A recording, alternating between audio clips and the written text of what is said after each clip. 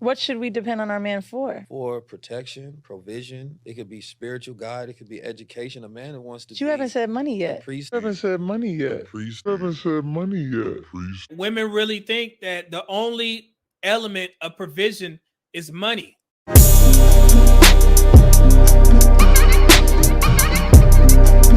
is one of the biggest issues that I have with women in these spaces.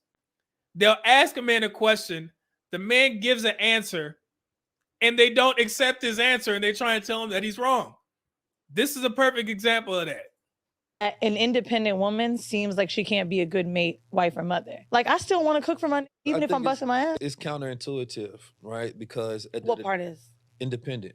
Okay. Right? It's the same thing as saying that you want a dependent man. These two go opposite of each other because an independent woman depends on no one and a dependent man can't be dependent on. What should we depend on our man for? For protection, provision. It could be spiritual guide. It could be education. A man who wants to But you haven't said money yet. The priest, the You see prophet, that? that's being Well, a provider. that's providing. Provision. But I'm saying, like, all of these things that I would want for a man, I would love when men pay for my shit. But that doesn't mean that you can't have your own money. But also, why did you go directly to the independent and the dependent? Do because you not those believe are that, the polar opposites. But do you in not society. believe that two independent people can exist together in a relationship? I don't think they need each other. I think that what is the point of having relationships? It's the same thing if you get a business partner that you don't need.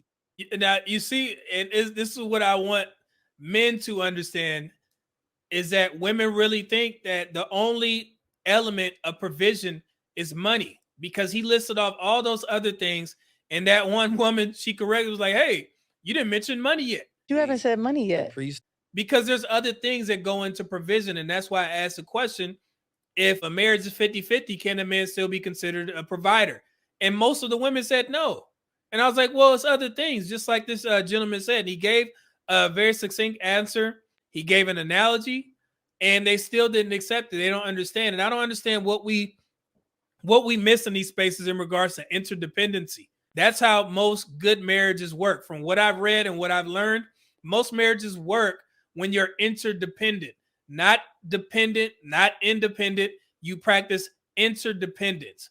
And it seems like there's this huge gap in between either we're going to struggle or we're going to be rich. Most people are going to be right there in the middle. I just discussed this. Men, we know this. We understand this type of thinking, in regards to finances, and where most people, looks wise, average, households, average, right? We understand this. But for some reason, the women in our community don't understand that.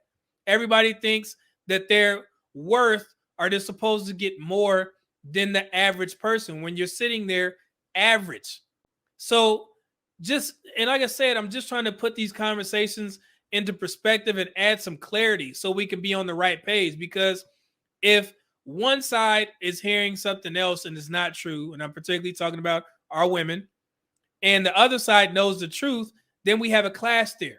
So we need to get this other side, the women who think like, hey, every black man should be making over $100,000, and not understanding that if every black man made over $100,000, that is actually the average now. So it's just insane to me. But it was just very telling that this young man explained himself very clearly, but they didn't accept his answer.